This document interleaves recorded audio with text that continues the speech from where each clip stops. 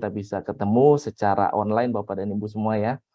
Insya Allah waktu 40 menit ya, yang penting kenalan dulu Bapak Ibu semua ya. Kalau misalnya materi ya Bapak dan Ibu semua saya yakin lah praktisi gitu ya. Saya di sini nanti mungkin akan sharing beberapa hal ya yang dapat kita diskusikan bersama nanti after materi ini. Bapak dan Ibu boleh WA nanti kita diskusi terkait dengan beberapa hal yang mungkin Bapak dan Ibu bisa sharing ya. Kita sama-sama dari praktisi juga di bidang perbankan.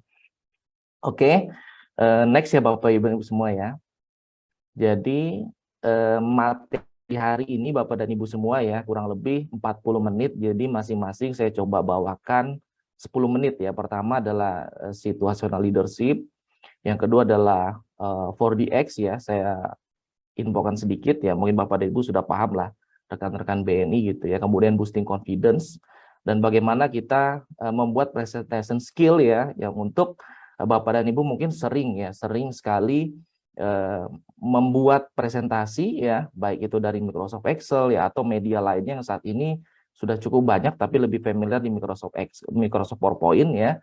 Saya coba tambahkan sedikit walaupun waktunya nggak cukup banyak ya, tapi ada beberapa situs nanti yang Bapak Ibu bisa browsing gitu ya, dan situs tersebut biasa juga saya pakai dan lebih mudah karena dia sudah ada template-nya, jadi tinggal Bapak dan Ibu buatkan saja sesuai dengan apa yang memang jadi kebutuhan Bapak Ibu di kantor masing-masing gitu ya, untuk nanti memastikan bahwa presentasinya nih bisa lebih bagus gitu ya.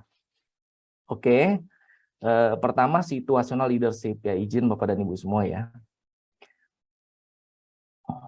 Ya, sekarang kita ngomongin ya Bapak Ibu semua ya. Jadi gimana nih ya perusahaan kita saat ini bagaimana gitu ya. Mungkin pasca COVID Bapak dan Ibu semua gitu ya, saatnya sekarang sudah reborn ya. Saya yakin Bapak dan Ibu semua ya di BNI dibandingkan dengan pendapatan di tahun 2020 ya, laba rugi di tahun 2020, 2021 sudah cukup signifikan secara profitabilitas atau secara kinerja jauh lebih baik dibandingkan dengan pasca COVID. Nah, cuman kita harus pastikan apakah itu sebetulnya sudah bagus gitu ya bagi diri kita sendiri, khususnya Bapak dan Ibu yang saat ini di posisi leader. Nah, jadi harus tahu nih ya, kadang-kadang tim kita gitu, bahkan diri kita sendiri nggak tahu ya, perusahaan kita ini saat ini seperti apa gitu ya. Bapak dan Ibu mesti memahami juga bahwa kondisi perusahaan kita baik dari sisi pertumbuhan aset, pertumbuhan pembiayaan, ya, pertumbuhan dana, sampai dengan pertumbuhan laba. Nah, itu di level perusahaan. Itu diturunkan juga di level wilayah nantinya. Bapak dan Ibu harus mengetahui juga kinerja wilayah kita saat ini di mana gitu. Kemudian diturunkan lagi di level cabang. Nah, kinerja cabang kita seperti apa? Nah, kadang-kadang Bapak dan Ibu semua, teman-teman ya khususnya rekan-rekan kita semua, bahkan tim kita sendiri gitu, ketika kita ditanya berapa sih laba cabang kita, posisi month to date gitulah ya, atau posisi year to date lah ya, posisi hari ini gitu ya, pasti banyak juga mungkin sebagian tim kita nggak paham gitu ya kondisi perusahaan kita saat ini seperti apa gitu ya. Nah, ini sebetulnya harus kita edukasi ya, harus kita edukasi dan memahami ya, sehingga ketika kita ngomong achievement ya, kita ngomongnya tujuan perusahaan, kalau kita nggak tahu kondisi perusahaan kita gitu, kita nggak tahu kondisi wilayah kita gitu ya, kita nggak tahu kinerja cabang kita gitu ya, kita nggak bisa deliver ya, kita nggak bisa deliver apa yang menjadi fokus nanti terhadap target yang nanti kita berikan ke tim kita, bahkan ke diri kita sendiri gitu ya, menjadi evaluasi juga Bapak dan Ibu semua. Kemudian kinerja perusahaan ya Bapak dan Ibu harus tahu ya, tadi saya sampaikan ya, kinerja perusahaan, kinerja saat ini wilayah ya, kinerja cabang gitu, itu atau kinerja kantor cabang pembantu, kantor kas gitu ya, itu kita harus tahu di mana tempat kita saat ini ditempatkan gitu ya. Nah, kemudian apabila skornya baik ya, menurut kita baik lah ya dibandingkan dengan pasca COVID ya, yang memang kondisinya sangat menurun ya dibandingkan dengan tahun 2019 ya. Nah, baik aja menurut Bapak Ibu cukup apa gitu. Nah, cuman baik ini cukup atau tidak ya, ini jadi mention kita sendiri gitu untuk mencapai pencapaian yang jauh lebih baik. Nah, kemudian Bapak dan Ibu semua gitu ya. Nah, apa yang dilakukan yaitu adalah evaluasi. Ini yang paling penting ya. Kalau kita ngomongin kinerja, apapun pencapaian kita ya, walaupun itu kondisinya memuaskan ya bahkan kita kondisinya saat ini baik lah ya, itu kita harus lakukan evaluasi. Kemudian selanjutnya adalah kalau kita ngomong kereta api nih, ibarat ya analogi Bapak dan Ibu semua, saya bicaranya analogi ya, kereta api. Nah, kereta api ini Bapak dan Ibu semua ya, kalau zaman dulu itu ada namanya lokomotif ya. Kalau Bapak Ibu tahu ya, Bapak Ibu mungkin sebelumnya tahu ya lokomotif ya. Lokomotif itu terdiri dari berapa gerbong di belakangnya Bapak dan Ibu semua. Nah, ketika lokomotif ini jalan, maka gerbongnya akan ikut berjalan, gitu ya Bapak Ibu semua. Itu kereta gitu ya, seperti itu. Nah, kalau kita lihat ya dari tahun ke tahun ya, kalau kita ngomongin kereta yang ada di Indonesia aja Bapak dan Ibu, itu ada perbedaannya atau tidak? Ya kurang lebih dari tahun 1900-an gitu ya, itu keretanya sama. Yang terjadi adalah apa? Yang terjadi adalah kita bicaranya adalah lokomotifnya. Ya, lokomotifnya memang berkembang gitu ya. Dari tahun ke tahun lokomotifnya berkembang, tapi ya lokomotif itu sebagai penarik gerbong yang ada di belakangnya. Nah, inilah adalah lokomotif. Kemudian kita lanjutkan ya Bapak. Tapi itu dulu ya Bapak Ibu semua. Itu dulu bicaranya adalah lokomotif kereta zaman dulu tuh seperti mungkin masih ada ya saat ini ya, tapi itu kan dulu. Nah, kalau sekarang bagaimana Bapak dan Ibu semua? Kalau kita bicara analogi kereta ya. Nah, kalau kita sekarang bicara di beberapa negara besar kereta itu sudah berubah ya. Kalau di Cina ada Shanghai Maglev Train ya. Kemudian di Perancis ada TGV ya. Kemudian di Jerman ada Transrapid ya. Kemudian di Korea ada Korea Train Express. Nah, kereta paling cepat ya Bapak dan Ibu semua ya, kereta paling cepat di dunia itu kita sebut dengan kereta peluru atau Shinkansen ya. Kalau Bapak Ibu sempat dengar ya di berita, di media atau di internet ada namanya Shinkansen. Itu kereta tercepat di dunia. Nah, Shinkansen ini kecepatan tertingginya Bapak dan Ibu semua ini bisa mencapai 300 km per jam. Bayangkan. Secepat itu ya Shinkansen bisa melaju sampai dengan 300 km per jam. Nah, desainnya apa? Desainnya adalah desainnya Electronic Multiple Unit atau EMU ya. Jadi desain elektrik multiple ini berarti desain kereta yang menggunakan sumber tenaga listrik Bapak dan Ibu di setiap gerbongnya sehingga memiliki motor penggerak sendiri. Rancangan kereta semacam ini tentunya tidak membutuhkan lagi gerbong lokomotif khusus sebagai tenaga penggerak karena analoginya setiap gerbong adalah lokomotif. Nah, kenapa saya analogikan kereta Bapak dan Ibu semua ya? Jadi kita ibaratkan ya kalau kita punya tim Bapak dan Ibu semua ya, kita punya tim eranya saat ini nggak bisa kita yang mendorong tim kita supaya maju. Nah, kita harus memberikan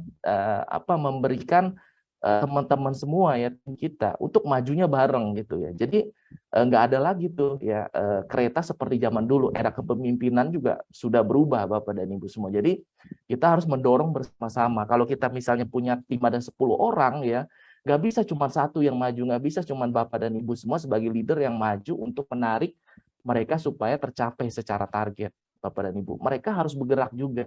Nah, bergeraknya adalah bersama-sama, maju ke depan atau mundur ke belakang.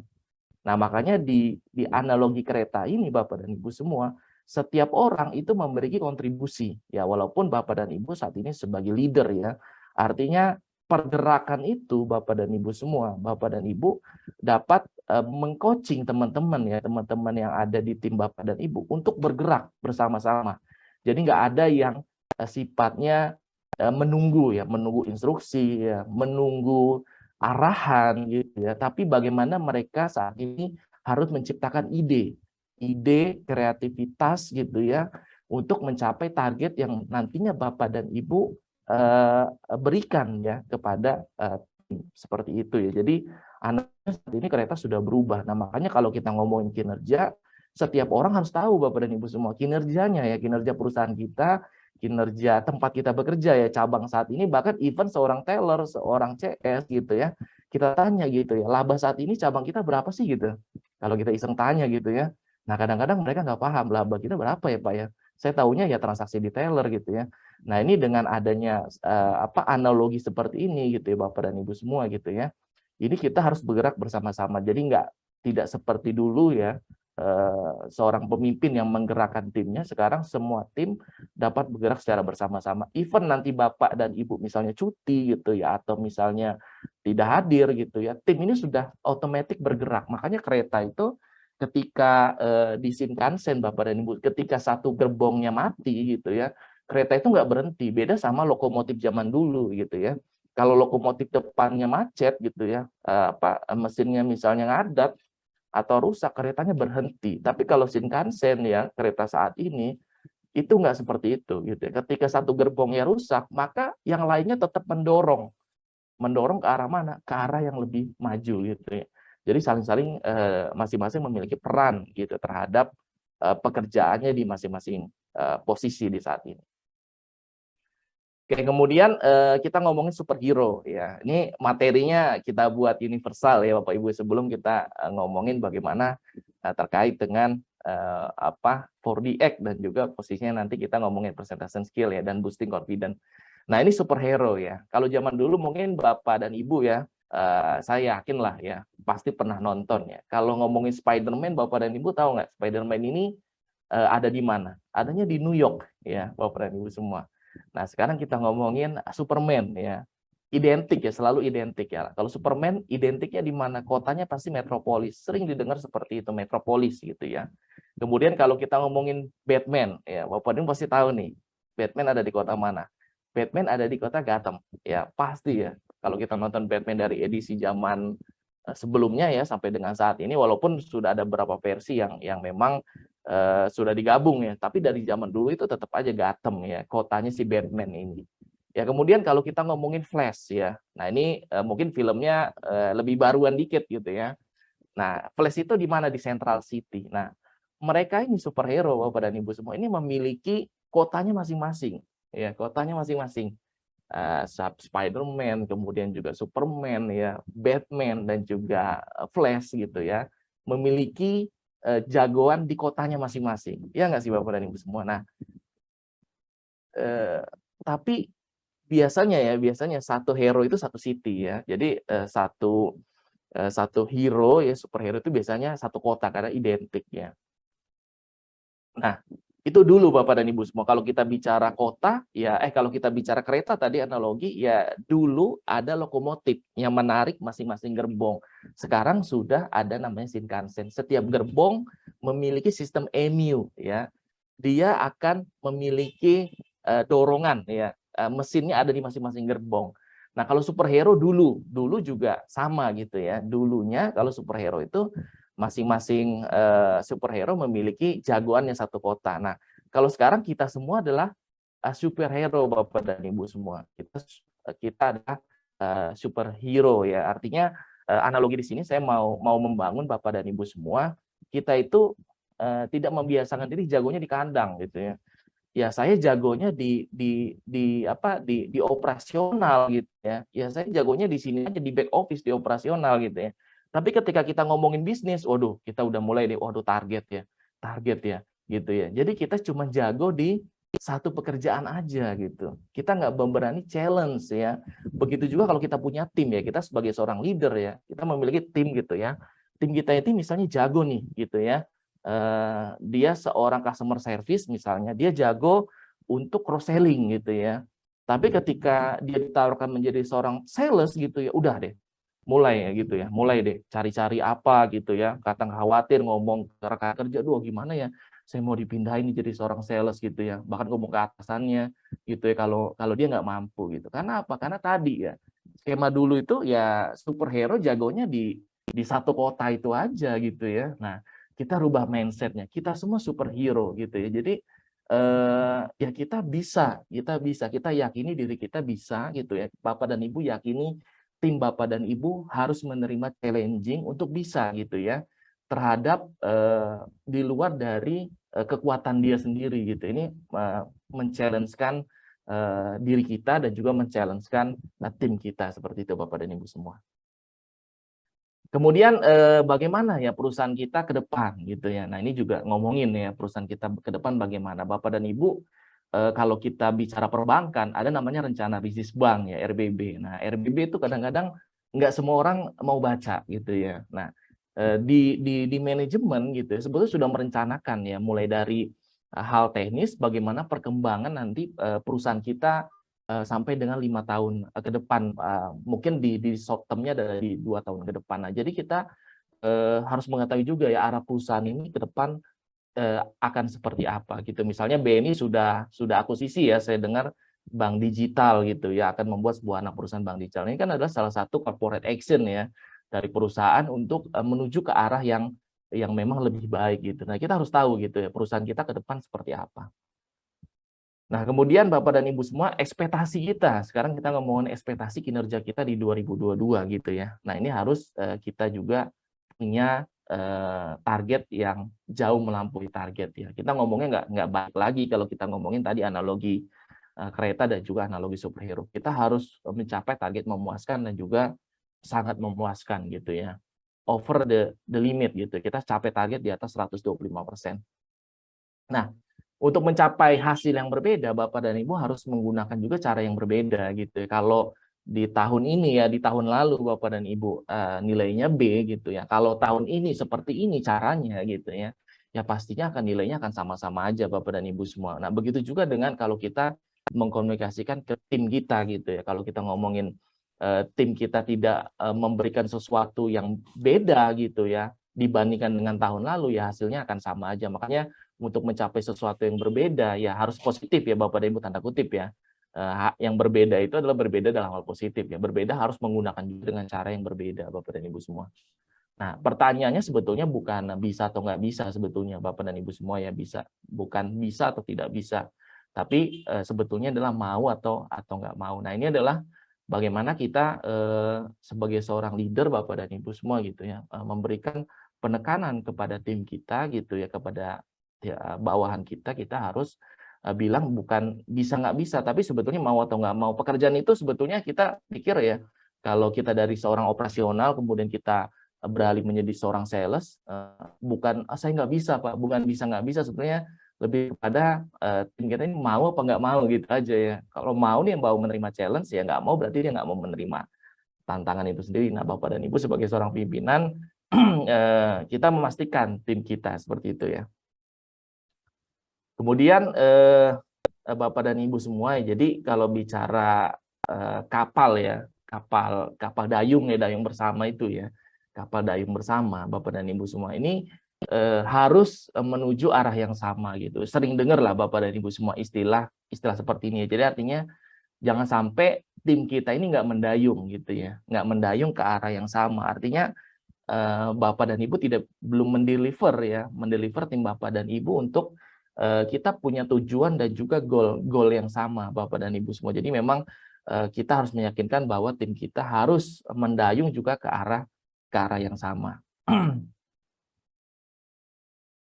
Nah, semua tim harus punya peran ya. Kalau di perbankan itu ya ada peran dari 3 pilar ya. Jadi semua tim itu harus punya peran gitu Bapak dan Ibu semua. Jadi perannya apa aja ya? Perannya harus imbang ya antara risk, kemudian juga dari sisi sales dan juga dari sisi bisnis, sehingga Bapak bisa memaksimalkan leadership dari seorang pimpinan, sehingga nanti perannya adalah balance. Nah, kemudian ada istilah Bapak dan Ibu semua ya, ada istilah ya, jangan ada yang melubangi dinding perahu ya, karena akan menenggelamkan seluruh penumpang gitu ya. Jadi kalau misalnya kita ngomongin kapal gitu ya, kapal nih ya, unit yang Bapak saat ini pimpin gitu ya, atau unit kerja yang saat ini Bapak semua pimpin gitu ya.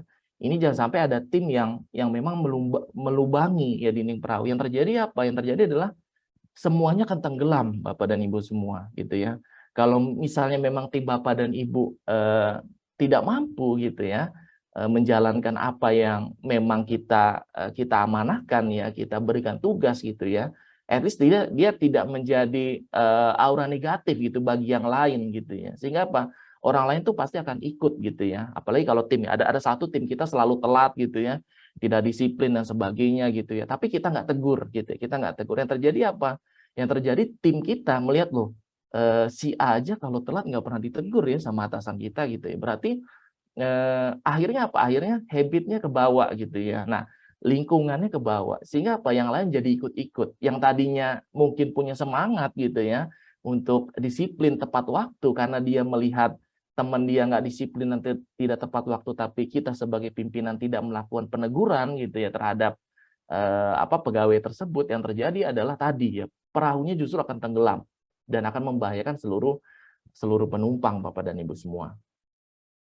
Nah, sehingga kita ngomongin situational leadership, Bapak dan Ibu semua ya, kita ngomongin situational leadership, itu sebetulnya ada 4 bagan ya, yang terdiri dari motivasi dan juga skill ya, atau knowledge, Bapak dan Ibu semua ya, motivasi, skill, dan juga knowledge ya.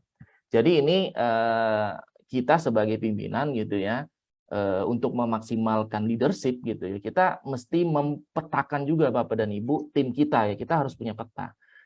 Apabila kita punya seorang tim gitu ya, punya seorang personil kita, bawahan kita memiliki motivasi yang tinggi, skill-nya tinggi gitu ya, atau memiliki motivasinya dia bagus ya, kemudian knowledge-nya juga bagus, skill-nya juga bagus.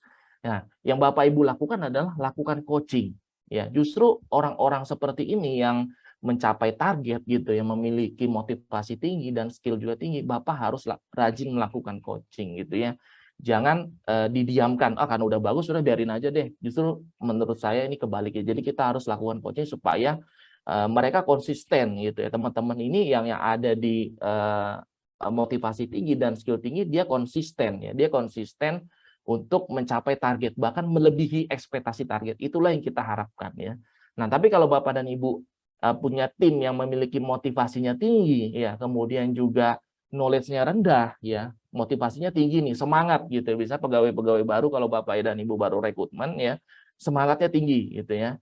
Tapi dia nggak paham produk gitu ya, nggak paham produk, tidak paham misalnya ketentuan gitu ya, tidak mengerti soft skill. Yang dilakukan apa? Yang dilakukan adalah mentoring ya, dampingi ya, sebelah sini ya Bapak dan Ibu warna hijau ya, mentoring dan juga training ya. Bapak Ibu petakan nih ya, coba lihat ya pegawainya yang motivasinya tinggi tapi ya ilmunya masih belum gitu ya, masih belum terlalu dalam ya, skill-nya masih rendah. Nah, Bapak Ibu sebagai atasan ya, untuk memaksimalkan leadership, dampingi atau berikan pelatihan ya, pelatihan-pelatihan seperti ini gitu ya, atau melalui BNI Learning Center gitu ya, kita daftarkan pelatihan sehingga dia mengupgrade pengetahuannya atau skill-nya dia gitu ya. Kemudian apabila Bapak dan Ibu memiliki tim gitu ya, yang memiliki skill-nya bagus ya, biasanya teman-teman yang senior ya, skill-nya bagus, pengalaman gitu ya, misalnya sudah bertahun-tahun lah di tempat yang sama gitu ya, tapi motivasinya rendah ya. Sering ya dengar ya seperti ini, pasti banyak deh gitu ya. Misalnya punya tim gitu ya, kemudian tim tersebut ya udah bertahun-tahun lah di situ, misalnya di cash management gitu ya, dia udah lama lah dia di bagian pengelolaan uang gitu ya, untuk kas gitu ya, tapi motivasinya rendah gitu ya. Nah, ini banyak juga teman-teman kita yang seperti ini. Dia skill-nya padahal bagus gitu ya, tapi motivasinya rendah. Nah, Bapak dan Ibu sebagai pemimpin, lakukan motivasi dan juga konseling. Beda sama coaching ya. Kita motivasi dan kita konseling. Kita dengarkan gitu. Kita dengarkan keluhan mereka, kita dengarkan harapan mereka gitu ya. Kita lakukan motivasi. Sehingga apa? Sehingga dia memiliki motivasi yang tinggi gitu ya. Karena sayang gitu ya kalau kita lihat psikologi, Bapak dan Ibu mungkin lebih sering dengar sleeping tiger gitu ya. Sebetulnya orang ini memiliki skill yang bagus gitu ya, knowledge yang bagus gitu ya, paham gitu terhadap ketentuan, produk gitu ya, dan sebagainya gitu ya, tapi motivasinya rendah.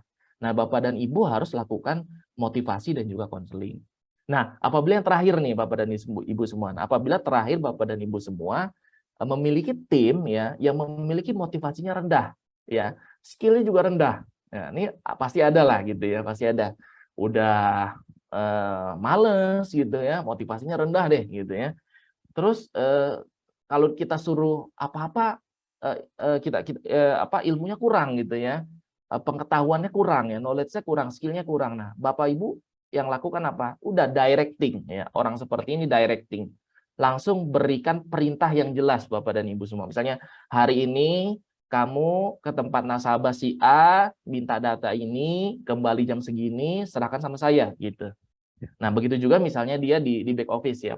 Hari ini kamu kerjakan rekap ya nomor 1 sampai 100, setelah selesai kamu kasih ke saya. Nah, itu untuk pegawai-pegawai yang memang kondisinya memiliki motivasi rendah dan juga skill yang kurang gitu ya. Nah, Bapak dan Ibu semua, memang tujuannya ya kita semua lahirnya ke coaching. Kita memiliki tim yang memang memiliki motivasi tinggi dan juga knowledge dan juga skill yang juga tinggi. Nah, ini Bapak dan Ibu semua, peran kita ya, termasuk ya kita evaluasi diri kita sendiri. Kita harus memiliki memang motivasi yang tinggi. Nah, ini terbukti nih. Saya yakin terbukti. Kenapa? Karena Bapak dan Ibu hari ini hari Sabtu gitu ya, Bapak dan Ibu mau belajar, itu udah motivasi tinggi menurut saya ya.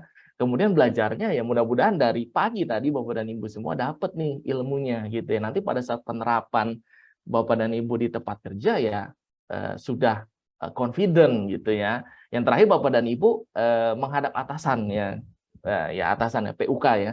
Bilang, "Pak, saya ingin dong Pak di coaching," gitu ya Pak. Sehingga saya bisa menkonsistenkan pekerjaan saya dan mencapai target yang lebih. Pernah nggak kita minta seperti itu? Kadang-kadang kita juga ngadep atasan boro-boro yang males gitu ya, yang ada aduh ketemu atasan agak males gitu ya. Nah, ini kita harus mengkonfidenkan diri kita juga Bapak dan Ibu semua.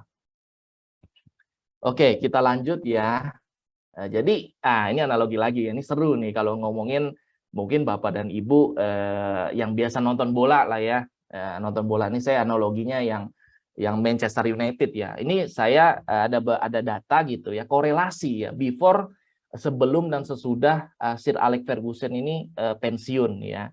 Ya memang kita sebagai atasan ya di materi hari ini kita harus memaksimalkan ya fungsi leadership kita gitu ya Bapak dan Ibu semua gitu ya, sehingga kita bisa boosting confidence juga gitu ya, baik terhadap diri sendiri, rekan kerja, dan juga terhadap bawahan kita. Nah, ini kita bandingkan MU ya, sebelum dan sesudah Alex Ferguson resign ya, atau pensiun ya. Pensiun ya. Dia kan di Manchester United ini sudah puluhan tahun gitu ya, membawa berbagai gelar ya di Manchester United, di MU. Mulai dari Liga Premier ya sampai dengan Piala Champions ya dan sebagainya sudah sangat sering gitu ya. Nah, analisis umumnya Bapak dan Ibu semua gitu ya, secara overall kita lihat ya, memang terjadi penurunan Bapak dan Ibu semua. Ini peran pemimpin memang sangat penting di sini ya. Secara umum dapat dilihat nih Bapak dan Ibu semua. Jadi memang sebelum Sir Alex Ferguson ini dia ada di MU, itu rata-rata memiliki kemenangan lebih dari 23 kali. Nih kita lihat dari sini, ini kemenangannya nih. Bahkan di atas 25, sempat 23, terus naik 25. Nah, ketika dia pensiun, Bapak dan Ibu semua ya, ketika dia dia pensiun langsung drop ya, kemenangannya langsung drop, di merah ini langsung drop ya. Jadi memang turun ya, bahkan di bawah 20 pertandingan dalam satu musim, yang rata-ratanya dia berhasil menang di atas 25 ya, 23 pertandingan dalam satu musim, bahkan rata-rata mungkin di atas 25, itu turun langsung di bawah 20 gitu ya. Di bawah 20 rata-ratanya dalam satu musim. Ya kecuali di tahun 2017 dan juga 2018 mulai rebound, tapi kan lama gitu ya setelah Alex Ferguson juga resign. Nah, ini peran penting juga dalam pimpinan, dalam situational leadership Bapak dan Ibu semua, kita memainkan peran di sana gitu ya, Bapak dan Ibu semua. Kita memainkan peran, kita punya peta nih ya terhadap tim kita. Saya yakin lah Bapak dan Ibu, misalnya oh si A ini jadi andalan saya gitu ya. Oh si B ini agak kurang gitu ya. Oh si C ini ya biasa-biasa aja gitu ya. Nah, bagaimana si B dan si C ini bisa jadi si A gitu ya. Nah, kita petakan ya, kita lihat dia motivasinya tinggi, ya skillnya rendah, ya kita lakukan pelatihan rutin, kita lakukan pelatihan, mentoring, kita dampingi gitu ya. Atau misalnya sebetulnya dia bagus gitu ya secara pengetahuan gitu ya, misalnya dia melakukan pembicaraan dengan nasabah itu bagus gitu ya, tapi motivasinya rendah ya. Kadang-kadang ada juga udahlah saya kerja begini-gini aja lah, nggak apa-apa gitu, yang penting saya nggak dipindah-pindah gitu ya, udah seperti ini aja, di tempat ini aja sampai pensiun gitu. Ada juga seperti itu. Nah, itu motivasinya rendah. Bapak dan Ibu harus lakukan konseling ya dan motivasi. Nah, tapi apabila ada ya satu pegawai yang kondisinya motivasi rendah, udah kemudian juga skillnya juga kurang, ya udah langsung directing aja. Kita directing terus supaya dia pekerjaannya benar dulu gitu ya. Oh dia sudah benar A gitu dia. Oh dia kerjakan B benar lagi, C benar lagi. Seperti itu terus sampai dia memiliki motivasi atau pengetahuan yang lebih tinggi dibandingkan dengan posisi saat ini, Bapak dan Ibu semua. Pak Peri. Ya siap, siap Pak Indra. Pak Indra ya Pak? Pak, ya Pak Indra. Saya pendampingnya Mbak Fitri. Mbak Fitri kan lagi di grup sebelah. mengingatkan untuk 5 menit lagi kita untuk berganti dengan materi yang Oh selanjutnya ya, ya Pak Peri. baik. Saya percepat Ya aja Pak ya, Kak. Peri. Baik, Siap. terima kasih. Saya percepat ya, Bapak dan Ibu semua. Mohon maaf ya. Jadi inilah keberhasilan Sir Alex Ferguson. Ya. Kalau Windows ini nanti Bapak dan Ibu baca ya, ada di posisi orang lain dan di posisi diri sendiri ya. Kalau Bapak dan Ibu orang lain tahu Bapak dan Ibu gitu ya. Kemudian juga Bapak dan Ibu juga tahu diri sendiri, itu namanya bentuk fisik ya. Fisik kita orang tahu, kita juga tahu lah seperti ini ya. Saya misalnya pakai kacamata gitu, agak gemuk-gemuk gitu ya. Nah, itu orang tahu. Tapi kalau misalnya eh, orang lain nggak tahu gitu ya. Ini kan posisinya bagian sebelah kiri ini orang lain ya, di diri ini sama-sama diri sendiri. Nah, ini bisa dibandingkan Bapak dan Ibu semua. Jadi kalau ya bocor ya. Jadi kalau misalnya diri sendirinya tidak tahu ya, kemudian juga tapi orang orang lain tahu gitu ya, orang lain tahu. Nah ini biasanya adalah sikap dan tingkah laku gitu ya. Nah, kadang-kadang kita nggak tahu tapi orang lain tahu. Nah ini kurang lebih seperti ini ya. Jadi kita punya gambaran terhadap Johari Window ya Bapak Ibu semua. Ini waktunya mepet ya. Tapi nggak apa-apa kan Bapak Ibu udah dapat kontak saya ya. Nah ini 4DX ya. 4DX ini menarik gitu ya. Jadi harus tahu goals-nya Bapak dan Ibu semua ya. Tapi ini ada videonya, mungkin nanti next kita lanjut ya. Jadi 4DX itu ada 4 disiplin yang penting Bapak dan Ibu. Jadi fokus pertama adalah fokus kepada widely important goals ya. Disiplin pertama widely important yang menekankan sebetulnya Bapak dan Ibu harus fokus terhadap dampak atau target yang paling signifikan ya. Yang kedua adalah act on the lead measure ya, strategi paling efektif ya untuk mencapai tujuan gitu. Yang ketiga kita harus punya scoring board. Yang keempat adalah accountability ya. Nah yang paling penting adalah disiplin ketiga, complete scoring board ya dalam 4DX ya Bapak dan Ibu semua. Sehingga di dalam 4DX itu Bapak dan Ibu semua ya, Bapak dan Ibu apabila memberikan tugas kepada timnya ini harus memantau secara rutin. Boleh harian ya kalau mau rutin ya. Cuman kadang-kadang orang kalau harian capek juga dipantau ya. Bisa mingguan atau bulanan. Nah, pemantauannya itu harus tercatat ya. Boleh dalam scoring board manual Bapak Ibu tulis di papan, atau Bapak dan Ibu punya rekapan Excel terhadap kinerja, itu harus dipantau gitu. Membandingkan satu dengan yang lain. Makanya kita dalam 4DX ini paling penting adalah scoring board. Ya Bapak dan Ibu semua. Jadi memang jangan salah juga memilih orang karena ya 30 tahun kenapa sampai pensiun gitu ya. Kalau kita masuk lulus kuliah 24 ya 30 tahun tuh sampai 54 55. Nah, kemudian strateginya ya kita harus Pareto yang mana yang lebih penting itu dapat kita maksimalkan ya dibandingkan dengan yang lebih kecil, dampak yang maksimalnya kita harus maksimalkan. Nah, terakhir tadi ya, scoring board itu adalah komitmen ya, komitmen mingguan dan kita update gitu ya, kita update kita share sehingga teman-teman kita itu terpantau dengan baik Bapak dan Ibu semua. Itu kuncinya dalam 4DX ya untuk memaksimalkan potensi dari tim kita sendiri. Gitu ya. Nah, kalau dari boosting confidence Bapak dan Ibu semua gitu ya, kita harus menyadari kita nyaman nggak sih dengan diri sendiri gitu. Kita pede nggak gitu. Kita yakin nggak dengan diri kita sendiri gitu ya. Nah, ini harus kita ngaca dulu gitu sama diri kita sendiri. Kita yakini gitu kalau kita pemimpin yang memang diberikan amanah oleh manajemen gitu untuk memimpin di baik di unit kecil maupun unit yang besar gitu Bapak dan Ibu semua. Jadi memang kita harus petakan juga mana kekuatan kita, mana tantangan. Saya nggak ngomongin kelemahan, tapi tantangan kita gitu ya untuk kita perbaiki gitu. Kita harus petakan itu. Kadang-kadang orang tahunya kekuatan aja yang banyak ya, tantangannya yang kurang gitu ya. Nah, tantangan ini kita harus banyak sharing juga ke PUK kita, ke atasan kita gitu ya, untuk men-challenge diri kita untuk memperbaiki tantangan-tantangan kita. Kemudian harus percaya diri Bapak dan Ibu semua. Yang percaya diri itu berarti ya kita harus melihat nilai dirinya, perilaku, pengetahuan dan juga wawasan dalam menyelesaikan sebuah tugas gitu ya. Nah, ini mental energy Bapak dan Ibu semua. Jadi mental energy itu ya kita harus berpikir bahwa life is great ya. Kemudian oke, ini Monday gitu ya. Terus saya harus bisa gitu.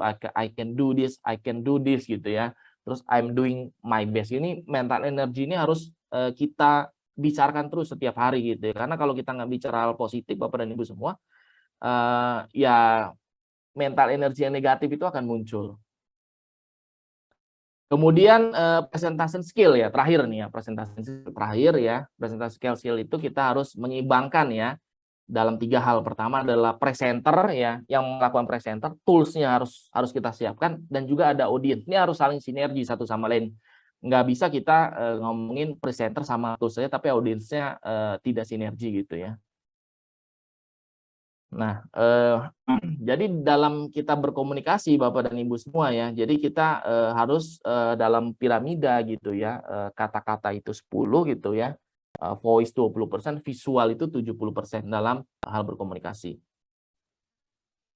Nah, strukturnya gitu Bapak dan Ibu ya, kalau kita presentasi gitu ya, openingnya 10%, kontennya 70%, harus ada closing juga 20% gitu ya. Nah, ini komposisinya, jangan kelamaan di opening, kontennya sedikit, kemudian juga kebalikan, jangan lama juga di closing. Jadi di konten memang harus proporsional di sekitar 70%. Makanya openingnya saya CV gitu ya, terkait dengan teman-teman supaya lebih kenal, kontennya kita maju sekarang, nanti kita lakukan closing seperti itu. Nah, di opening sendiri kita kenal namanya GC ya, atau greeting dulu, kita ucapkan salam, introduction ya, kemudian storytelling dan juga interaksi ya. Nah, kemudian kalau di konten harus ada what, so, sama now ya. Define, kemudian explore, sama decide ya. Jadi harus ada poinnya dalam hal presentasi ya, konten ya. Kemudian closing juga harus ada recap ya, summary sama punchline ya. Itu kita ngomongin closing. Nah, jadi bagaimana kita buat slide ya setelah kita bicarakan tadi ya, kita bicarakan terkait dengan bagaimana kita memaksimalkan presentasi kita gitu ya.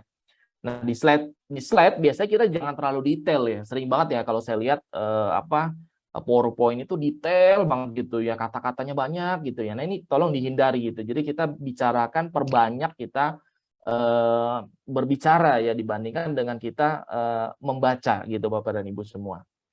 Kemudian juga jangan terlalu banyak juga warna ya. Warna ini ya, terlalu banyak warna, kan kita kalau mempresentasikan itu bukan melukis ya. Kadang-kadang ada juga yang komen ya, kalau misalnya kita lagi komite ya, atau kita lagi present ke atasan kita gitu ya, warnanya banyak gitu ya. Nah, kadang-kadang komen juga atasan kita, ini mau presentasi apa mau ngelukis gitu ya. Terlalu banyak color ya. Jadi dihindari juga too much color ya. Too many fonts juga sama style dihindari, ada yang huruf sambung gitu ya, ada yang tebel ya, terlalu banyak gitu ya. Jadi kalau bisa memang tidak terlalu banyak perbedaan huruf dan juga style. Nah, jadi harus pertama ya Bapak-bapak dan Ibu-ibu semua, supersize pesannya diperbesar gitu ya. Pesannya harus perbesar seperti apa? Contohnya nanti saya kasih contoh ya. Nah, yang kedua adalah picture superior effect. Jadi efek-efeknya harus diberikan gitu ya. Jadi semacam efek bayangan gitu ya, shadow gitu ya, dan sebagainya. Nah, kemudian visualnya memang harus kita jual, ide-ide dari visual itu harus kita jual. Nah, contohnya kalau misalnya kita ngomongin kata-kata ya, cheese stuffed burger, spread with different cheese like pimento, mozzarella, blue cheese before grilling them to juicy to perfection. Nah, lebih baik kan kita ngomonginnya nggak kata-kata gitu ya Bapak-bapak dan Ibu semua. Kita ngomonginnya adalah langsung gambarnya. Cheese stuffed burger ya. Ya, kita bicarakannya baru di kata-kata gitu ya. Gambarnya kita perbesar. Kemudian kalau kita ngomongin gambar ya, Steve Jobs ya, Bapak dan Ibu pasti paham ya. Jadi kalau Steve Jobs ini dilihat dari kita presentasi ya seperti ini ya. Nah, kurang lebih apa yang perlu diperbaiki dari gambar ini kira-kira Bapak dan Ibu semua. Nah, jadi yang perlu diperbaiki adalah diperbesar ya. Steve Jobs-nya diperbesar. Jadi kalau seperti ini memang sudah bagus ya, tapi kurang menarik ya secara visual, secara presentasi kurang menarik. Nah, kita perbesar. Nah, kalau seperti ini kan jauh lebih baik Bapak dan bayangkan ya, dibandingkan ya kalau seperti ini gitu ya, dibandingkan dengan yang seperti ini ya. Jadi harus kita proper ya, visual placement-nya kita proper. Jadi yang diperbesar adalah gambarnya dulu, gambar orangnya ya, kata-katanya diperkecil ya, dibandingkan dengan sebelumnya gitu ya. Sebelumnya kan dia bicarakan quotes ya, design is not just a what it looks like and feel like ya. Design is how it works ya, Steve Jobs. Nah, kalau kita rubah sedikit jauh lebih baik, jauh lebih bagus dan jauh lebih keren ya secara visualisasi. Gitu. Jadi permainan visual placement-nya Bapak dan Ibu semua harus dipastikan kembali. Nah, seperti ini gitu ya. Ini juga salah satu penempatan gambar dan juga penempatan kata-kata. Nah, jadi yang paling kecil adalah tulisannya, ya tulisan dari quotes Steve Jobs-nya. Kemudian yang medium adalah barangnya, yang large-nya adalah apa? Adalah ya Steve Jobs-nya. Cuman fokus poinnya ada di depan, Bapak dan Ibu semua. Jadi di tengah-tengah daripada gambar komputer dan juga gambar Steve Jobs sendiri. Nah, kemudian juga fontnya juga maksimal 3 ya, ada satu font untuk seluruh judul ya, satu font untuk seluruh subjudul dan satu font untuk seluruh konten ya. Jangan tadi ya beda-beda gitu ya, fontnya masing-masing beda-beda. Nah, ini contohnya color-nya juga harus kita wisely kita buat ya, jadi brand identity corporate color ya. Kalau ini kan sudah ada corporate color-nya BNI 46 ya. Nah, supaya informasinya menarik Bapak dan Ibu semua gitu ya. Contohnya gini ya, Indonesia adalah negara kepulauan terbesar di dunia, memiliki 17 pulau. Sebagian besar pulau tersebut tidak berpenghuni. Nah, kira-kira bagus nggak seperti ini? Kita penjelasan dalam hal presentasi, kata-kata aja. Nah, kemudian kita bandingkan ya. Kita buat peta, tulisan Indonesia, ada pulau, titik-titik seperti ini, ada visual dan juga number, simplifikasi data gitu. Jadi ini pulaunya ini gitu ya, ini petanya. Menurut saya masih kurang bagus ya, kalau Bapak dan Ibu lihat, oh bagus ya dibandingkan dengan kata-kata ini, masih kurang bagus. Kita rubah lagi gitu ya. Ingat visualisasi ya. Nah, seperti ini Bapak dan Ibu semua. Jadi langsung ya, gambarnya ada petanya di belakangnya adalah bendera merah putih, depannya kita kasih peta Indonesia, tulisannya 17.580 dibandingkan dengan ini dan sebelumnya. Jadi memang kita bisa membuat slide presentasi bagus itu dengan sering kita melihat ya, dengan sering kita melihat juga beberapa presentasi memang bagus gitu ya. Jadi nanti masing-masing Bapak dan Ibu bisa mengembangkan. Di samping memang template-nya sudah ada ya. Sudah ada juga template-nya. Nah, kemudian untuk mengenal karakteristik ya gaya komunikasi lawan bicara ya, prevensinya ada 4, ada action, idea, people, dan juga proses Bapak dan Ibu semua ya. Jadi kalau misalnya di action sendiri adalah harapan informasi yang singkat, jelas, dan ringkas, ide yang diartikulasikan dengan baik, format yang logis, menikmati, suka berdebat, analisa, yang membaca, dan juga kritis ya.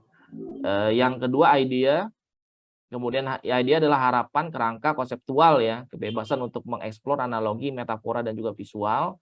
Kemudian ada proses ya, harapan langkah demi langkah, program yang detail, dan people adalah harapan untuk keterlibatan dengan orang lain. Jadi masing-masing ini karakteristiknya beda-beda ya. Kalau misalnya kita ngomongin action ya, kita mengenalinya seperti apa gitu ya, beradaptasi dengan tipe action. Ya. Mohon izin untuk materi presentation skill ini terpaksa harus habis Pak. Ini sudah Oh iya siap. Iya baik. Nah ini selesai nih, dikit lagi ya. Gitu, jadi nanti masing-masing Bapak dan Ibu bisa membaca ya terkait dengan adaptasi dengan tipe action ya. Kemudian juga dengan tipe idea, tipe people, dan juga tipe proses gitu ya. Nah ini mungkin seperti itu Bapak dan Ibu semua ya terkait dengan presentasi pada pagi hari ini sebelum kita lanjut ke presentasi yang kedua ya. Terima kasih. Assalamualaikum warahmatullahi wabarakatuh. Bagaimana Bapak Ibu, ada yang mau ditanyakan berkaitan dengan materi satu kita ya, dengan rangkaian yang cukup padat tapi harus dikejar dalam waktu 40 menit ya. Ini sepertinya agak rumit ya Pak Ferry ya, tapi ya kondisinya seperti itu, nggak apa-apa. Semoga nanti di lain kesempatan kita punya banyak waktu yang lebih luang, lapang, biar nanti pada saat rangkaian kegiatannya bisa disertakan dengan prakteknya gitu ya Pak Ferry ya. Karena membuat slide ya kan untuk presentasi, infographic for presentation gitu ya Pak ya. Ah itu boleh tuh. Karena Bapak ini kebetulan pakar infografiknya. Aku banyak belajar dari Bapak gitu ya.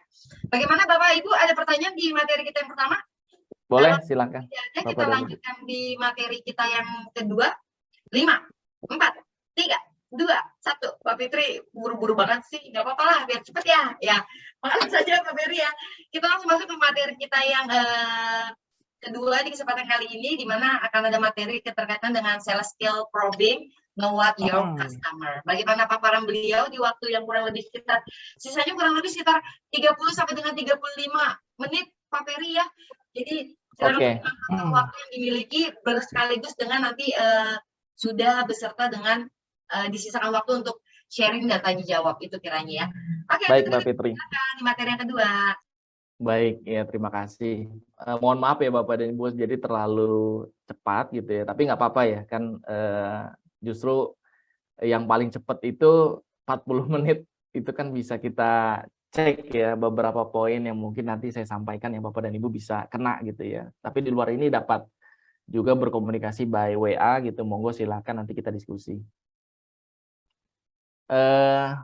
Baik, saya coba lanjut ke materi kedua Bapak dan Ibu semua. Kita ngomongin terkait dengan sales skill ya, probing know what your customer. Nah ini Bapak dan Ibu mengulang aja sebetulnya ya terkait dengan sales management, mengulang karena memang tahapan sales management itu kurang lebih ya itu aja gitu ya Bapak dan Ibu semua ya. Jadi ini mengulang sifatnya gitu ya, sehingga Bapak dan Ibu mungkin punya pengalaman nanti bisa sharing gitu ya terkait dengan sales management gitu ya. Tapi kalau Bapak dan Ibu bukan di posisi sales management, mungkin dapat melihat juga ya proses siklus ya daripada sales cycle itu sendiri. Oke, next. Nah ini singkat ya, 30 menit pas lah, 10 menit ya. Kalau tadi kan ada 4 ya. Kita ngomongin sales cycle ya, disiplin sales proses. Kemudian saya nanti akan pertajam di bisnis strategi teman-teman ya. Yang terakhir ada di sales monitoring sebagai monitoring. Kemudian sales cycle sendiri ya, Bapak dan Ibu semua. Kalau sales cycle kita ngomongin balik lagi ya, latar belakangnya karena adanya pandemi COVID gitu ya, 19 gitu ya, sehingga banyak kita harus WFO ya, aktivitas kita juga terbatas gitu ya. Kita mau pergi juga saat ini sulit gitu ya dan sebagainya. Cuma sekarang alhamdulillah sudah menurun ya Bapak dan Ibu semua, sehingga kita bisa menuju ke arah yang normal ya, amin ya. Nah, kemudian kalau kita ngomongin COVID ya, terus gimana gitu ya? Apa kita stop penjualannya gitu ya? Should I stop selling gitu ya karena adanya pandemi COVID gitu ya. Nah, ini justru enggak ya teman-teman semua ya. Kita ngomongin sekarang adalah sales ya. Sales itu apa? Sales adalah kegiatan berkaitan dengan penjualan baik jumlah barang atau jasa yang dijual dalam periode waktu tertentu. Nah, kenapa harus ada sales ya?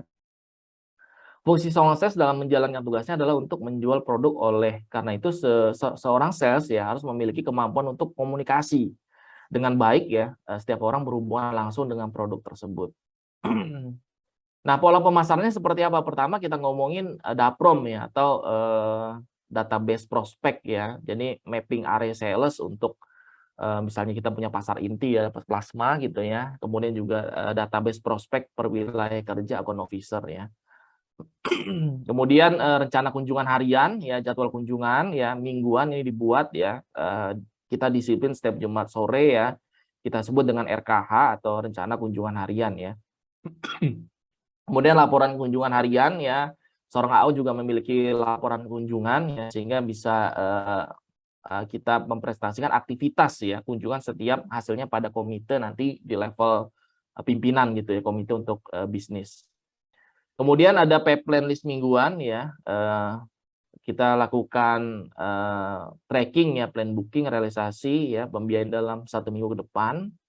Kemudian yang terakhir adalah kita kunjungan ke lapangan ya, minimal 2 kali kunjungan yang bersama dengan pimpinan unit, yang bersama dengan AO untuk melatih skill dan juga negosiasi. Jadi memang perlu juga ada pendampingan dari atasan.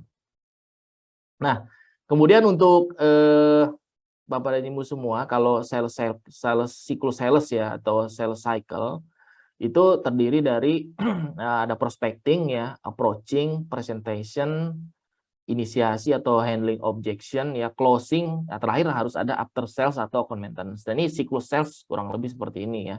Nanti saya akan jelaskan satu persatu.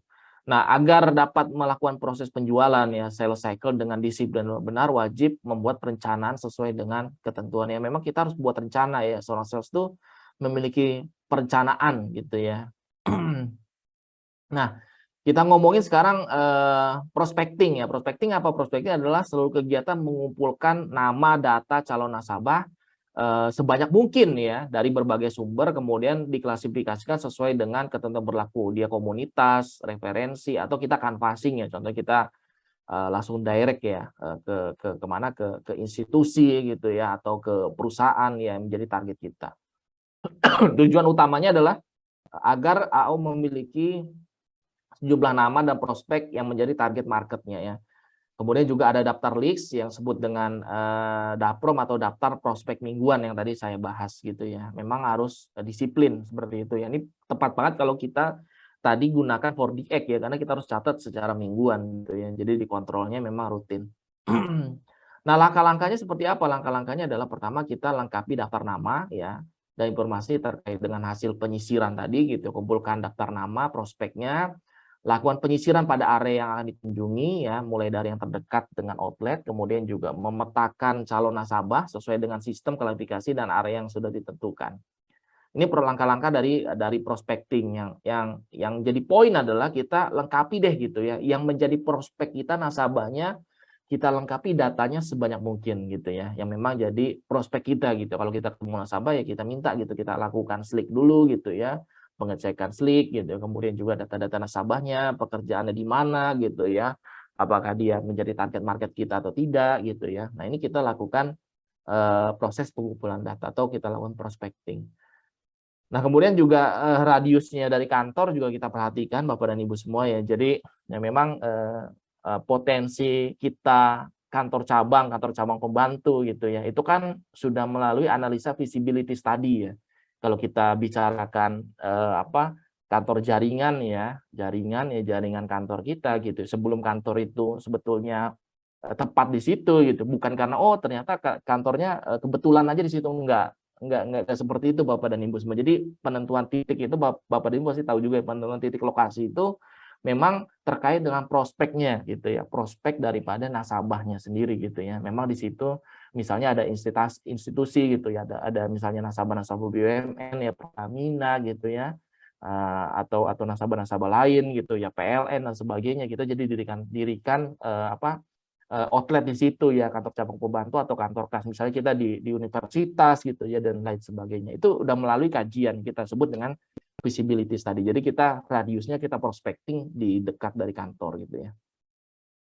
Tapi tidak menutup kemungkinan ya di luar dari radius juga sebetulnya merupakan prospek juga Bapak dan Ibu semua ya. Cuman saya bicarakan di sini kalau kita ngomongin visibility study dari pembukaan outlet ya, teman-teman di kantor pusat ya, dalam hal ini teman-teman jaringan gitu ya, itu sudah memastikan bahwa melalui visibility study yang memang diusulkan dari masing-masing regional gitu ya, terkait dengan pembukaan lokasi kantor.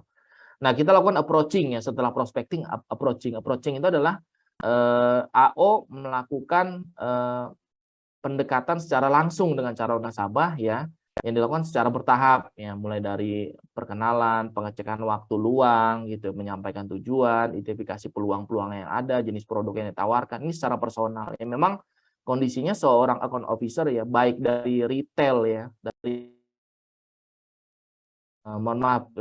retail sampai dengan segmen wholesale gitu ya, ya memang kita harus melakukan pendekatan secara langsung, interaksi ya, even nasabah komersial gitu ya, memang kita harus lakukan perkenalan, pengecekan waktu luangnya mereka gitu, mencapaikan tujuan, identifikasi peluang, dan juga jenis-jenis produk yang ditawarkan. Nah, keberhasilan pemasar dalam menggali kebutuhan prospek itu sangat tergantung dalam kemampuan pendekatan ya, approaching-nya seperti apa terhadap prospek untuk membangun keakraban ya. Semakin baik akraban terjalin dengan prospek ya, semakin lengkap dan akurat informasi yang akan diperoleh ya, sehingga semakin baik dalam mendesain sebuah solusi ya, yang sesuai dengan kebutuhan daripada prospek dan dapat menyelesaikan permasalahan daripada prospek, dalam hal ini nasabah gitu ya.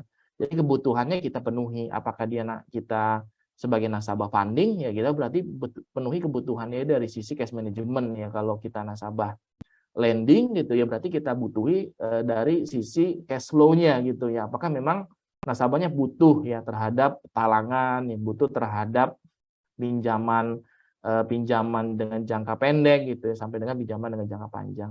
Apakah dia misalnya butuh rumah ya, berarti kita tawarkan program KPR gitu. Dia butuh kredit card ya, kita tawarkan kredit card gitu. Jadi kita memenuhi kebutuhan nasabah. Nah, kegiatan tahap approaching itu harus building trust ya, sama building need ya. Jadi building trust itu kita bangun kepercayaan, sama kita bangun kebutuhan.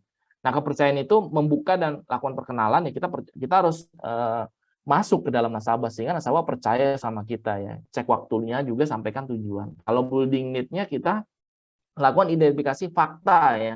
Fakta dan juga peluang-peluang dari nasabah yang berdasarkan yang kita gali ya. Kita lakukan wawancara langsung.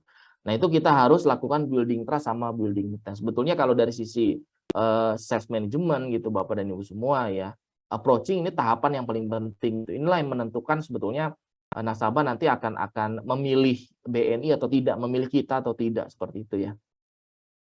Nah, kemudian kita lakukan presentasi ya Bapak dan Ibu semua. Jadi kita lakukan presentasi ya.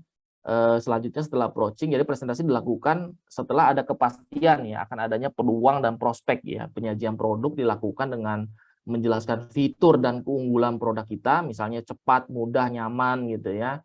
Kemudian penolakan adalah kegiatan menangani menjawab keberatan yang ditujukan oleh prospek. Jadi tujuan utama presentasi adalah membuat prospek memahami ya solusi yang kita tawarkan, kemudian juga membuat prospek tertarik untuk mendapatkan solusi.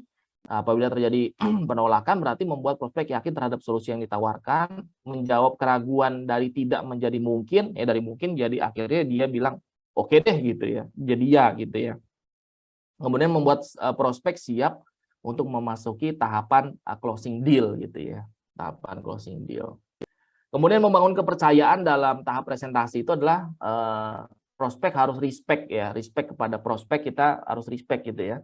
Komunikasi harus dua arah, kemudian kita peduli win-win solution, yang kemudian kita juga fokus pada keunggulan produk, bukan kelemahan kompetitor. Nah, ini sering sekali sales ngomongnya adalah langsung kelemahan ya. Bapak dan Ibu misalnya jadi nasabahnya nasabah mana gitu ya, nasabah Bank X gitu. Oh, tuh Bank X itu ini Pak sering gangguan gitu ya Pak. Kemudian seperti, nah itu sering kadang-kadang kita ngomongin kelemahan kompetitor, bukan fokus terhadap keunggulan produk kita sendiri. Nah, ini poin penting dalam presentasi. Nah, untuk handling objection atau inisiasi ya, ini kegiatan pemetaan ya terhadap calon nasabah yang sudah tertarik terhadap produk yang ditawarkan. Jadi apabila sudah tertarik, nah ini kita lakukan pemetaan. Jadi setelah semua langkah telah dilakukan ya, kemungkinan calon nasabah akan mengajukan pertanyaan atau keberatan ya. Yang perlu diingat adalah jika calon nasabah mengajukan keberatan, jangan langsung dibantah ya. Kadang ini merupakan suatu tanda bahwa nasabah sebetulnya tertarik ya. Untuk itu calon nasabah mencoba meyakinkan dirinya dan menanyakan lebih detail kepada seorang account officer atau sales ya.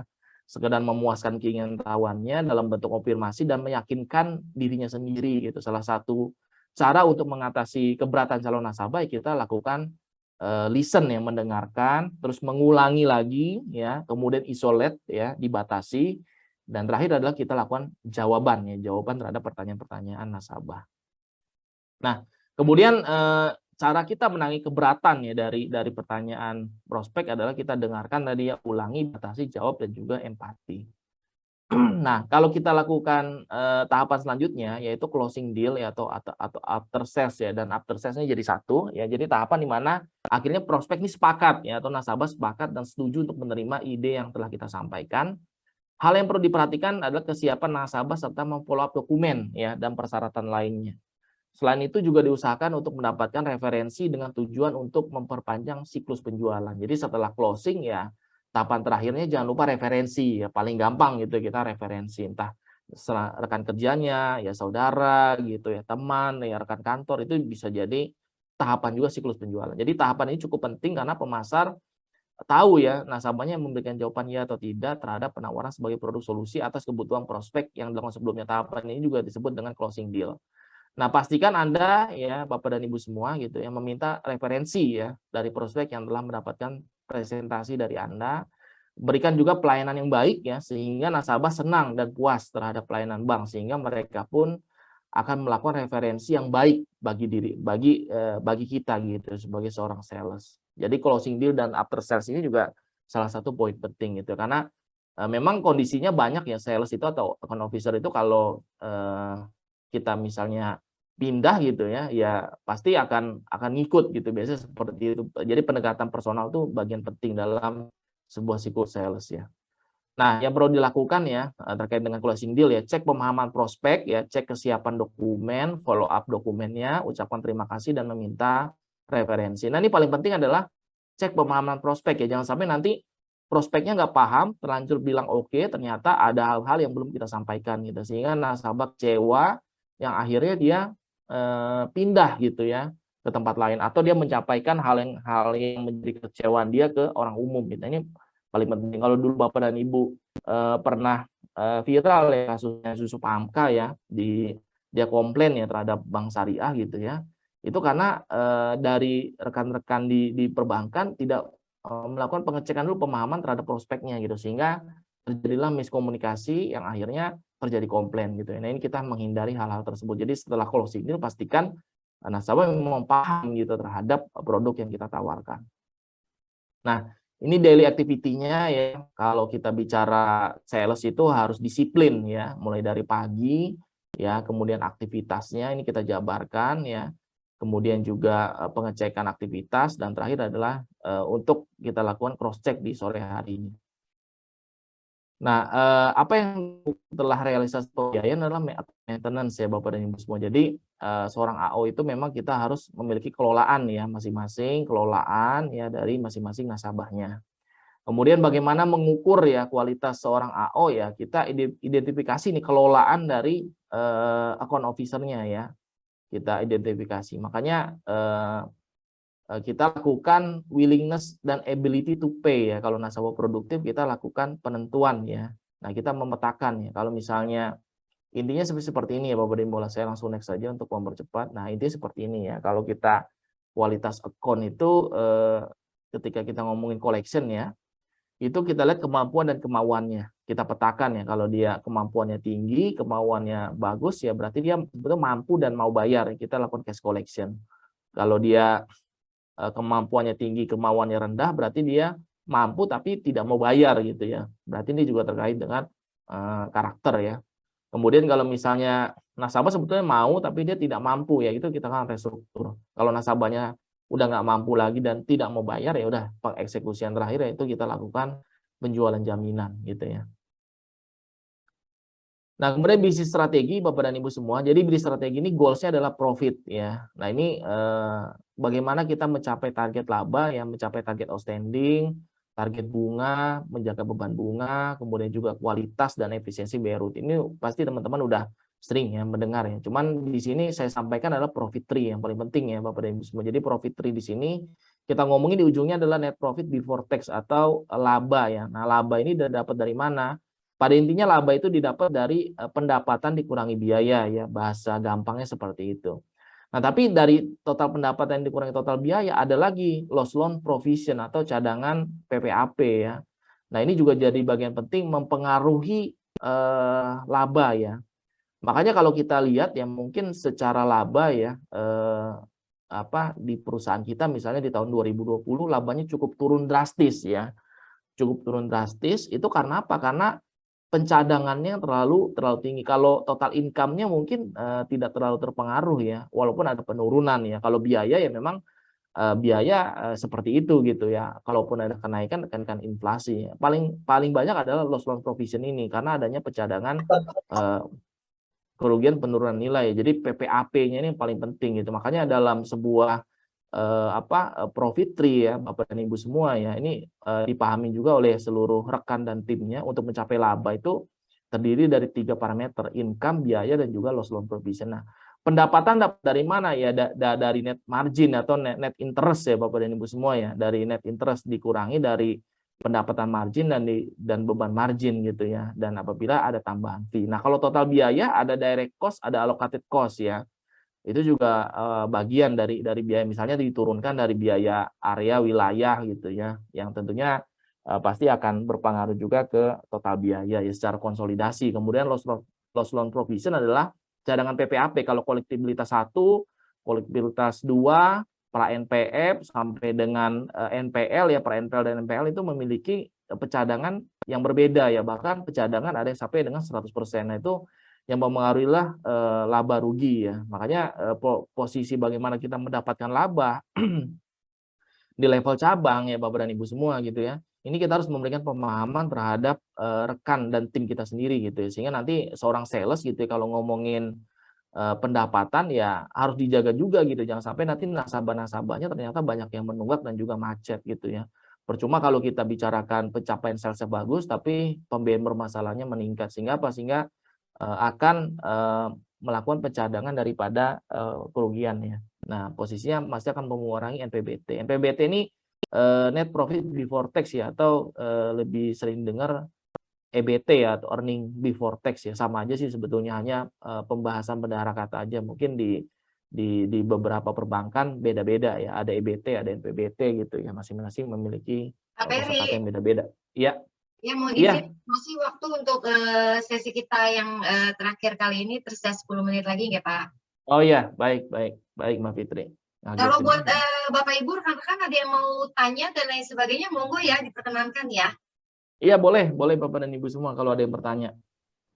Bertanya Mbak, Boleh, pertamanya iya. Silakan dari ya. Chris.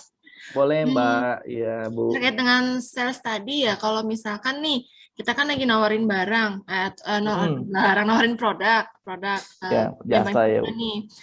Tapi kebanyakan nasabah itu kan selalu membanding-bandingkan dengan produk-produk di bank lain tuh. Nah, biasanya kan kita terkadang nih terbawa suasana ya, jadi kayak model ngejelekin produk yang sana atau seperti apa, Iya. mungkin ada trik dan tipsnya nggak dari Pak Peri gimana tuh? Kasih Iya. Pak. Makasih Bu Dewi ya, dari Region 9 Ibu ya, W09 itu Region 9 Bu. Iya makasih. Ya memang kondisinya kalau kita bicara dengan nasabah ya, kadang-kadang memang kita pahami dulu kekecewaan nasabah ya, sebetulnya kecewaan dan juga kebutuhan. Nah sebenarnya nasabah sih ngomongnya pasti kebutuhan dulu ya, kebutuhan dia itu sejauh mana gitu ya terhadap produk nanti yang kita tawarkan ya. Kalau misalnya dia memang kebutuhannya baru, maka bisa tawarkan kebutuhan baru. Nah, tapi kalau dia nasabah existing gitu ya, di bank lain gitu ya, sehingga ada beberapa hal yang perlu kita upgrade ya dari produk yang dia dapatkan di bank lain gitu ya. Yang kita lakukan adalah kita memang ngomonginnya keunggulan produk dulu ya, sebelum kita ngomongin kekurangan dari produk perbankan sebelumnya. Ya kadang-kadang kita juga kalau di lapangan ya Bapak dan Ibu semua, kita memahami ya, kita menyadari kita juga lakukan benchmarking ya. Artinya kita lakukan juga sebetulnya bank sebelah itu berapa sih bunganya gitu ya dibandingkan dengan kita gitu ya. Kemudian di bank sebelah itu fiturnya apabila dia memiliki cash management seperti apa sih dibandingkan dengan kita. Kemudian mobile bankingnya seperti apa gitu ya. Kadang-kadang dibandingkan ya mobile bankingnya, kemudian juga fitur e-channel-nya gitu ya, itu menjadi andalan-andalan dari kita gitu ya dibandingkan dengan bank lain. Ya memang pembicaraannya Bapak dan Ibu porsinya sebetulnya tidak salah kalau kita juga membicarakan keunggulan produk ya, dan membandingkan itu tidak salah. Tapi yang sebetulnya dikurangi adalah menjelekannya Bapak dan Ibu. Kalau membandingkannya justru itu merupakan keunggulan ya. Kalau kita ngomongin misalnya cash management yang ada di bank sebelah dengan cash manajemennya misalnya di kita gitu ya, BNI Direct misalnya di BNI ya, itu kan beberapa fitur dia memiliki keunggulan gitu ya. Nah ini kita omongin adalah perbandingannya ya, bukan kelemahan dari atau kekurangan ya. Bahkan misalnya kita ngomongin ada hal yang negatif. Jadi kita berbandingan sebetulnya di produk yang sebelah itu sebetulnya bagus gitu ya. Cuma dibandingkan dengan produk kita memiliki keunggulan di bidang A, di bidang B juga dan di bidang C. Nah akhirnya apa? Akhirnya sebetulnya Bapak dan Ibu semua ya, produk yang ditawarkan oleh perbankan itu sama-sama bagus ya, sama-sama bagus ya. Hanya saja memang di kita gitu, kita memiliki ada beberapa fitur yang berbeda yang tentunya akan memberikan juga kebutuhan dari sisi nasabah. Nah itulah yang menurut saya Mbak Dewi ya, yang menjadi penekanan ya terhadap perbandingan tadi. Memang kita kadang-kadang terbawa suasana ya, memang kita membatasi agar gitu ya tidak membicarakan kelemahannya, tapi bagaimana kita membandingkan keunggulan dari produk kita sendiri gitu. Jadi produk yang di mereka itu sudah bagus gitu, cuman di kita mengupgrade lagi jauh lebih baik lagi gitu, sehingga mereka oh iya ya, di sana saya sih biasa transaksi gitu, cuman kalau di BNI ternyata jauh lebih mudah gitu transaksinya gitu ya. Nah ini kan kemudahannya Bapak dan Ibu yang kita bandingkan gitu ya. Seperti itu sih kurang lebih ya. Oke, makasih Pak Peri. Ya, makasih Mbak Dewi, makasih Bu. Ya. Oke, saya lanjut ya. Terkait dengan optimalisasi BOPO ya. BOPO ini beban operasional, pendapatan operasional ya. Mungkin agak beda tipis ya dengan CIR ya atau cost income ratio ya Bapak dan Ibu semua. Jadi bedanya BOPO dan CIR itu sebenarnya kalau BOPO itu termasuk cadangan loan loss provision atau CKPN ya. Kalau CIR itu memang murni beban ya, cost dibagi dengan pendapatan ya, atau kita sebut dengan CIR ya, cost income ratio. Jadi beban langsung dibanding pendapatan. Kalau BOPO beban operasional, pendapatan operasional. Nah, BOPO itu include dari beban CKPN. Itu sih yang jadi pembeda ya. Nah, ini yang kita optimalisasi adalah BOPO-nya. Makanya kalau misalnya kita ngomongin rasio perbankan ya, atau rasio misalnya kantor cabang kita gitu ya, kita ngomongnya adalah BOPO-nya gitu ya. BOPO-nya karena BOPO itu sudah include biaya cadangan PPAP gitu ya, menjadi kualitas dari pembiayaan di cabang kita gitu ya. Nah, ini bisnis model ya, kita harus tahu juga posisi kita sebagai seorang sales ada di mana gitu ya, sehingga kita bisa mencapai target gitu ya. Nah, ini monitoringnya kita harus punya sih, intinya seperti itu. Nah, bagaimana kita mencapai bisnis model? Yang pertama adalah pahami role model tiring MPBT ya, kemudian juga profit tree ya tadi ya, laba tadi, kualitas pembiayaan dan juga efisiensi biaya. Nah, kemudian sales monitoring. Nah, ini terakhir ya. Jadi sales monitoring itu bagian penting ya dari target yang kita mau capai. Jadi ada monthly performance review, ada manajemen daily report ya. Jadi sebetulnya ini contoh aja yang di kami gitu. Jadi monthly ini adalah laporan bulanan dalam bentuk dashboard. Kemudian kalau daily itu adalah laporan harian. Tujuannya adalah memantau sejauh mana pencapaian bisnis dijalankan ya sesuai dengan bisnis model yang tentunya sudah kita tetapkan. Nah, ini salah satu clue juga Bapak dan Ibu dalam menjalankan 4DX ya. Memang kita harus pantau baik dari bulanan, mingguan dan juga harian. Nah, biasa komponennya apa aja ya? Kalau bulanan itu komponennya biasanya adalah outstanding, kemudian juga number of account, ada yield ya, kemudian juga repayment rate atau kolektibilitas 1 ya, laba dan lain-lain. Ada OPEX ya, direct cost ya, kemudian juga pencapaian target ya dibandingkan dengan realisasi, dan juga pencapaian KPI ya. KPI yang memang scoreboard-nya sudah kita masukkan ke dalam performance report yang secara bulanan. Nah, kalau di daily report gitu ya, daily report kan belum generate laba ya. Kalau monthly baru generate laba, kalau daily itu kan adalah aktivitas harian ya. Makanya kita lakukan ada 3 ya biasanya, analisa penjualan, kemudian kualitas pembiayaan gitu ya, dan juga kolektibilitas ya, collectibility. Nah, tools-nya ada banyak ya, ada tools pembiayaan, ada tools dana pihak ketiga, ada tools laba rugi, dan juga rasio keuangan. Nah, ini aktivitasnya Bapak dan Ibu semua ya. Jadi memang pipeline-nya mesti mingguan ya, activity sama result-nya kita pantau secara mingguan ya, kita report ya. Nah, kemudian pencapaian terhadap rencana kunjungan, kemudian juga kita lakukan update dari sisi nasabah tadi gitu ya, kemampuan dan kemauannya seperti apa. Nah, ini kita salah satu account maintenance yang kita lakukan dari sisi seorang sales. Nah, ini contoh. Ya, nah ini contohnya ya Bapak dan Ibu semua, ini contohnya apabila sudah ada dashboard ya. Kita kalau misalnya memberikan mapping ya terhadap masing-masing cabang gitu ya. Contohnya di beberapa cabang ya di tempat kami gitu ya. Kami lakukan pemetaan dan traffic light ya terhadap merah, kuning, hijau ya. Apabila growth ekspansinya masih kurang maka kita merahkan. Kalau growth ekspansinya sudah bagus maka akan dihijaukan. Kalau misalnya DPK-nya seperti apa, ada NPF dan juga pra NPF-nya ya, atau pra NPL dan juga NPL-nya. Nah, ini contoh money report ya. Money report itu contohnya adalah tadi ya, kita ngomongin ujungnya adalah poin ini NPBT laba gitu ya. Didapat dari mana ya tadi ya?